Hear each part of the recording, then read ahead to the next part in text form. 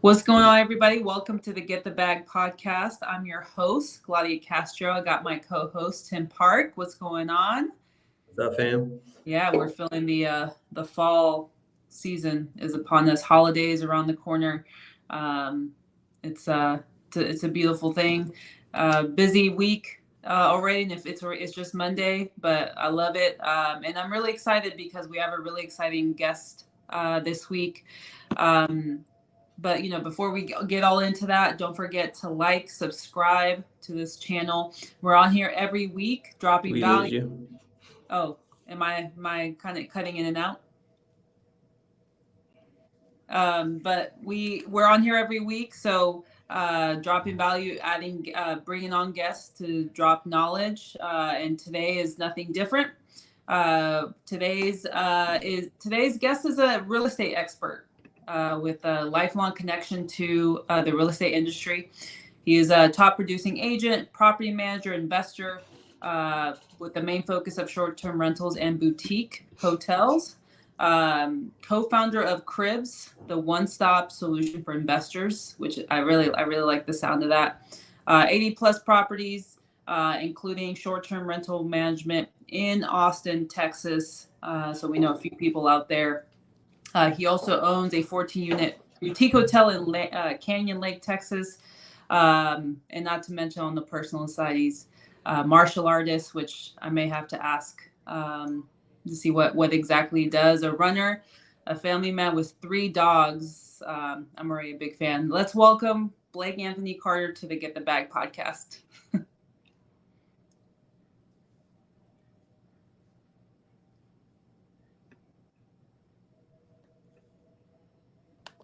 Let's see if we can add him on. Oh, there you go. There I am. Yeah, some technical difficulties, so bear with us. But That's hey, okay. We're rolling with it. We're rolling with it. Great intro. You had me at the dogs. Was it family owner of 3 dogs? What kind of dogs do you have? Oh, dude, I have a French bulldog, which I've become a huge fan of since owning one. I have a mutt. He's the oldest one, and I have another one that I actually don't even know what she is. We literally found her outside of a vacant property like 3 months ago. Oh, And yeah, crazy story actually. We don't have to go too deep into it. It's about real estate. But I saw this dog outside this house, and long story short, knocked on all the neighbors' doors to see if anyone knew who she was, like whose owner was, and she literally followed us the entire way. Like she wouldn't leave our side. The cutest thing ever. Anyways, we never found her owner, so we kept her. I love that. Well, this has something to do with real estate. You're by a vacant Yeah, property. exactly. It's like real estate brought you guys together. So it's Exactly. a happy love story. But we're both dog lovers. Tim has a dog of his own. Yeah. I had a dog as well. So you're already high up in my. So. I love there it. you go. Yeah. So tell us a little bit, because I was doing some digging into what you guys do, and I think it's really unique. And especially you coming from a background of real estate, with your family kind of passing it on. Talk to us about what that was like, because a lot of the people we bring on, real estate was kind of something they fell upon later in life, in adulthood. So tell us what that experience was like and how it sort of helped trickle into, once you kind of got things rolling. Yeah, so I'll kind of give you guys the whole story. I grew up in and around real estate because my mom was a partner in a successful mobile home retail and flipping business. So they had like a mobile home lot where they would sell mobile homes, and they would flip houses, and they had some buy and holds, just like little stuff here and there. But they were doing really well. This was pre-2008. I got to learn all about like the lending side of things, negotiations, construction, as like a little kid, just by proxy of being around it. So they did that for several years. Long story short, after 2008, that business essentially went kaput. And our life was turned upside down. And we actually spent 2 years of my childhood. But my family was deemed homeless by the city of Austin. And that's mostly just due to the unstable housing, unstable income. We weren't on the street or anything. And my mom did an incredible job of getting us through it. But regardless, went through that as a child, learned a ton about real estate, and did not go to college after high school. Always knew that real estate was something I already understood, was something that I was good at. I could already speak that language, but I was really resistant to getting into real estate. A lot of it mostly is just because my mom did that, and I didn't want to be like my mom, right? And so I kind of fought against that for such a long time. But then, I got into property management just because I needed a job and learned all about that, grew in that space, I guess, as much as you can, started investing on my own, did a few deals, a couple flips, like small buy and holds, just like little stuff here and there, kind of just getting my feet wet.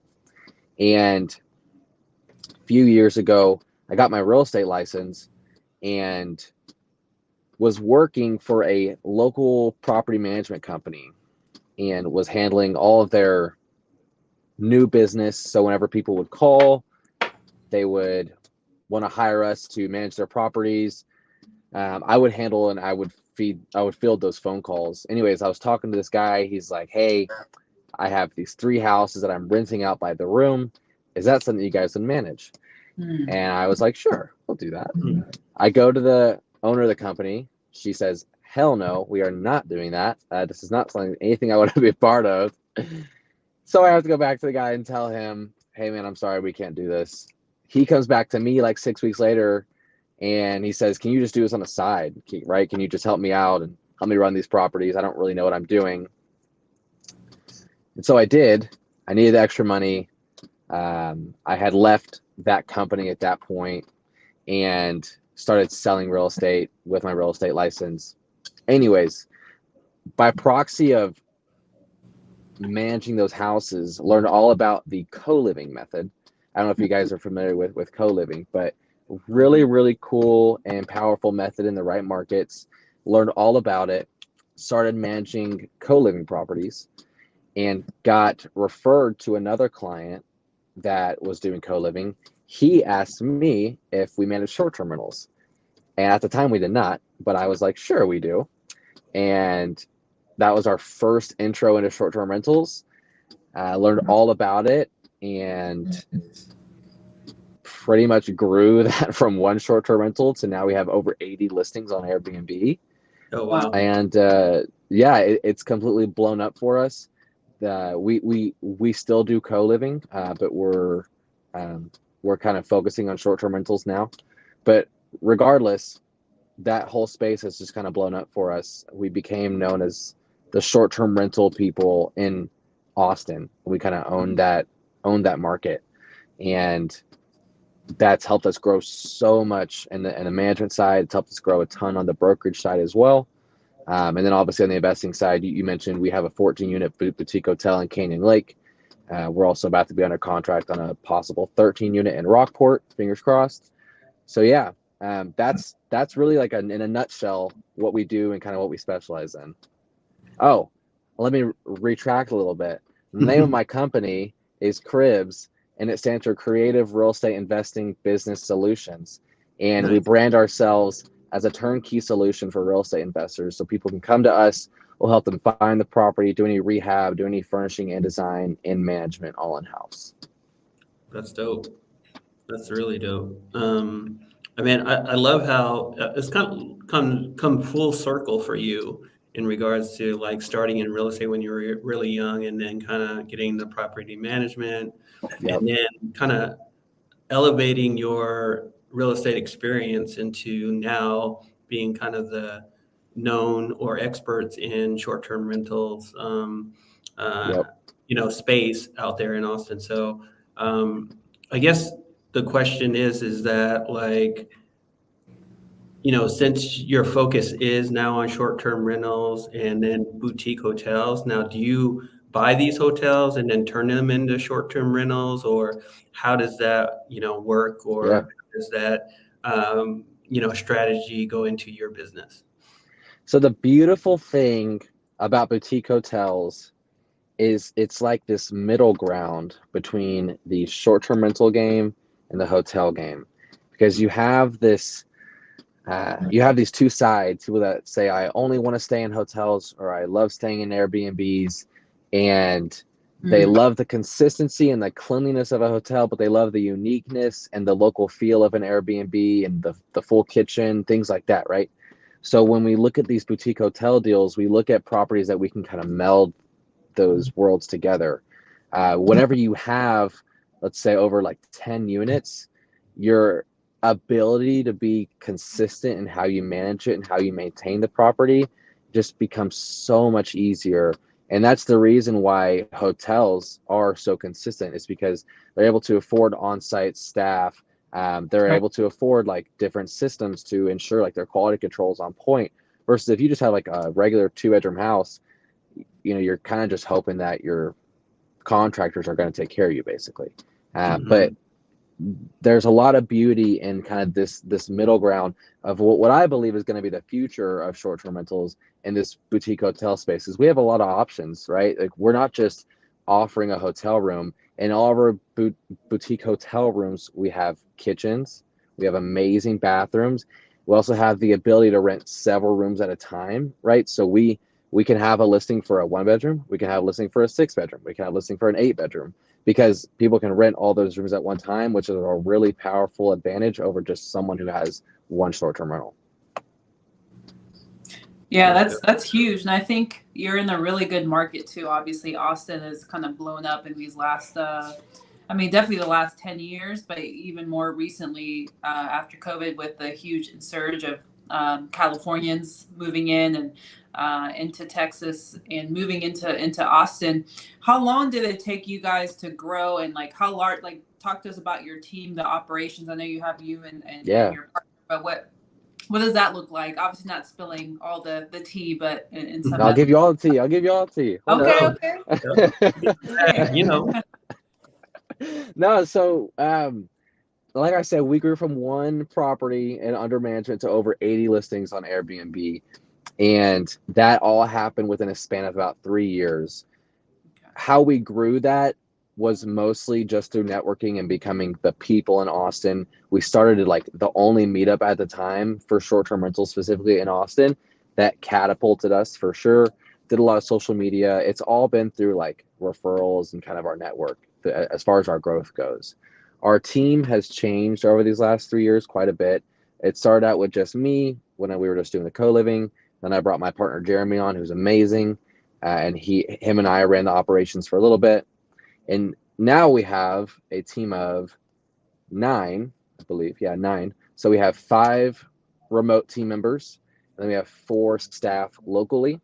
So we have I'll give you the whole breakdown. So for our short-term rentals, 4 of those VAs are committed to 24/7 communication. So they have a rotating schedule where they're taking care of like communication, making sure guests are checked in, making sure all the cleaners are scheduled. Any maintenance items that come up, they're handling, like calling the maintenance guy to get them out there, right? Beautiful system. We have our office manager, who she's remote as well, and she's fantastic. She handles any owner questions or any maintenance issues, like higher level items. She has a lot of experience, and so if like our communications team is not able to handle something, she can step in and help. She's almost like a manager in some ways, but then she also speaks directly with our management company owners. Also on the brokerage side, we have a VA, but he just kind of is like an admin assistant. Regardless, we also, or I should say, we have our local team. We have 2 maintenance technicians, and then we have 2 operations team members, if you want to call them. So they're going to the properties, making sure that, if someone needs toilet paper, that they go and bring them toilet paper. Or if we need to go and replace air filters, they're the ones that are going, they're taking care of it. Our maintenance technicians obviously are taking care of your toilet issues, HVAC, electricity, all that stuff. So that's like the breakdown pretty much of how our team operates. And we keep it all. We have an amazing Slack channel. So everyone's just like in Slack. And the way that we break it down, I learned this from a short-term rental mentor of mine, is that for all of our properties, we have a specific channel for each Slack. We have a specific Slack channel for each property, and that allows us to keep it really, really organized, which is amazing. So that's like in a nutshell how we operate. That's pretty cool. And then, because obviously you guys are still acquiring, so do you guys have an acquisition team or like brokers, agents that you guys were? I know you carry a license, Yeah. but how does that look? What that side look? So on our acquisition side, I kind of meld our acquisitions and our brokerage side together. Pretty much what we do is we just try to generate leads, and whatever the best way to take it down, we will. So whether it's we need to wholesale it, or we need to list it, or we need to buy it, whatever it is, that's what we're going to do. So we're just generating leads. We're not working, at least right now, we're not pulling like foreclosures or anything, though I think that's a huge opportunity. Right now, we're looking at neighborhoods with high turnover, because we also go after listings. Like that's definitely a keystone of our business. So we are looking at neighborhoods with high turnover and with high equity, right? So we're going after like civic areas, neighborhoods in the markets that we are in that have high turnover. Our title company gives us that information, and it's the homeowners in those neighborhoods that have high equity. So we're going after them, and based on our conversation with them, based on their needs, we can offer them a creative finance deal, we can offer them cash, or we can list it if it doesn't make sense for them. So it kind of depends. As far as our acquisitions team goes, it's me and my VA. That's what it is. Nice. Hey, smaller, more profits for you guys. Yeah, exactly. Absolutely. So when you look at a boutique, and you may get a realtor that refers you to a certain boutique hotel or whatever. What's your how do you underwrite that for your needs to make sure it is a good deal? Or because do you look at their P&Ls just like a normal kind of a commercial deal, or do you kind of just bake in what you could actually make as a short-term rental in there? Right. What's your criteria in underwriting a deal like that? So the majority of the deals that we're looking at or even considering are going to be some level of value add. And we want them ideally in markets that have some level of short-term rental restrictions, right? Because we can operate as a boutique hotel, because we're already zoned as a hotel. We can compete as a short-term rental and as a hotel. The beautiful thing, like I mentioned about the boutique hotels, is we can operate as a hotel. So we're listing all the hotel sites. We're also operating as a short-term rental, so we have all those sites as well, and we can kind of bring those worlds together. That being said, like the specific underwriting deals, right? We want it to be a value add. We want to be able to go bring value and be able to refinance within 3 to 5 years and pull our money out, essentially. When we're looking at financials, we, in most cases, are trying to buy the deal off of their actual financials, just because it has to make sense if for some reason the sky fell and we could not do anything, right? We have some deals that we've looked at where the hotels are not operational, and I'm willing to look at those. But obviously, we want a pretty good discount if we don't have any actual financials to go back of.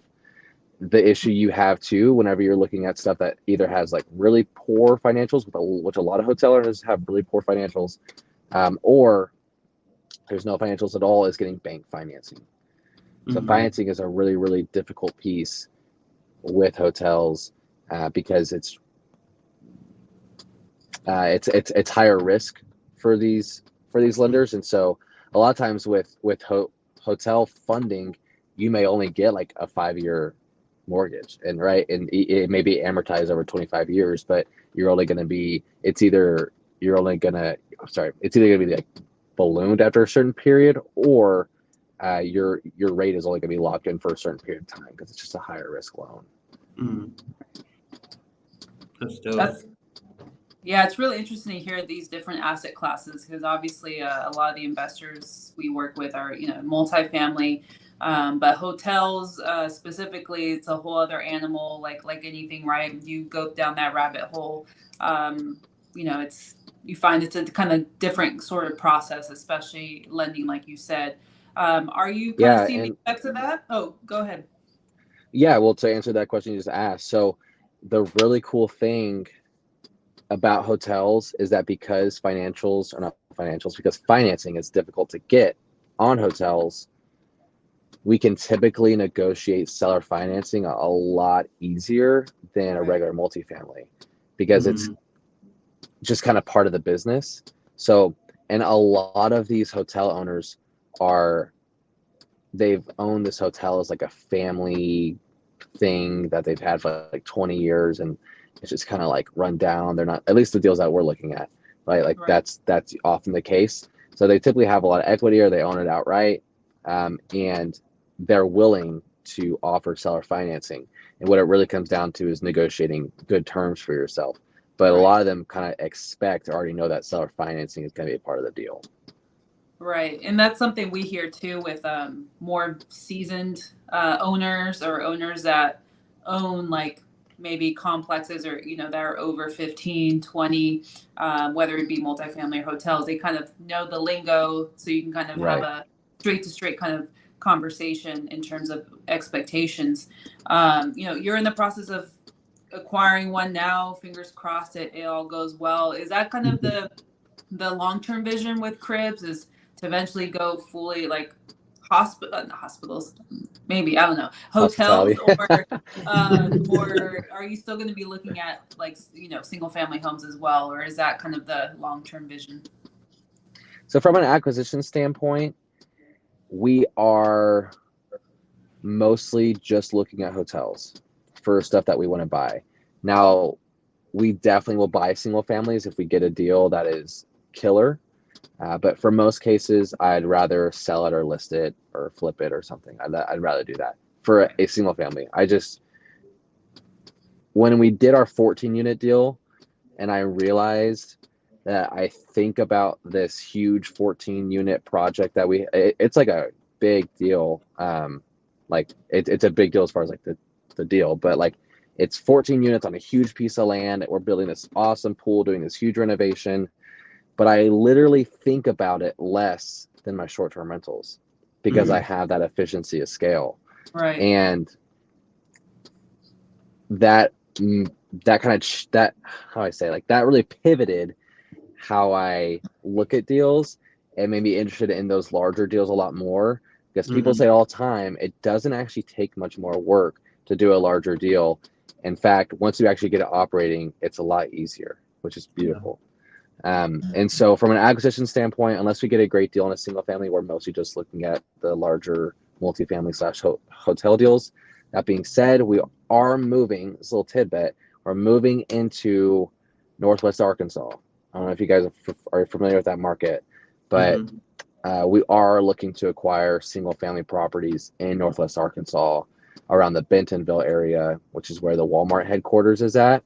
It's a market that I've grown to really believe in. We visited it recently, and we're going to expand our operation that we have here in Austin to Northwest Arkansas as well.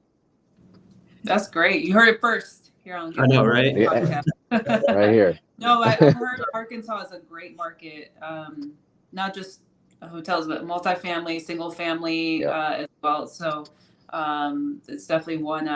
You're not the only one who's spoken about it. So that's great to hear, because I think obviously the other side of the coin is also management, which you touched upon a little bit, which is kind of great because you get that recurring income as well while you're kind of going and acquiring things as well. So that's really exciting. I know we have just a couple of minutes here.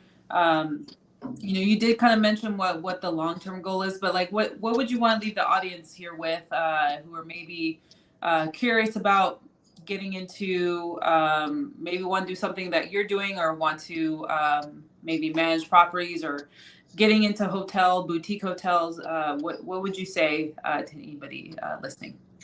Totally. If there's anyone out there that's interested in learning or getting into the short-term rental market / boutique hotel market, I'm all over social media. So hit me up there. I'm happy to help. We have opportunities for people to invest with us if they want to do boutique hotel deals with us. But we also, like I said, we have our company Cribs. If people just want to go and do their own deal, we will literally walk them through it. We'll find the deal for them. We'll design it and remodel it for them, and we'll manage it. And that's for for short-term single family rentals and for boutique hotels as well. So yeah, and if people are interested in getting in the game, we will hold your hand through and we'll help you all the way. I love it. Blake, thank you so much. If you guys want to reach Blake, his website, cribsconsulting.com, and then on IG, blake.anthony.carter. Blake, this is fun. Short and sweet, but Short and sweet. Yeah. I love what you guys are doing. I know Tim and I are looking to acquire some things as well, more in the multifamily space. But anytime we want to pick your brain on what you're doing, I'd love to keep in touch. Yeah, let's do a deal in Arkansas. Let's do Yes. it. Yeah. Let's do it. All right. You heard it here again. That's right. I love it. All right, you guys. Thank you guys so much for tuning in. We'll catch you guys next week. We have another amazing guest, but enjoy the rest of your week. Catch you guys later. Peace.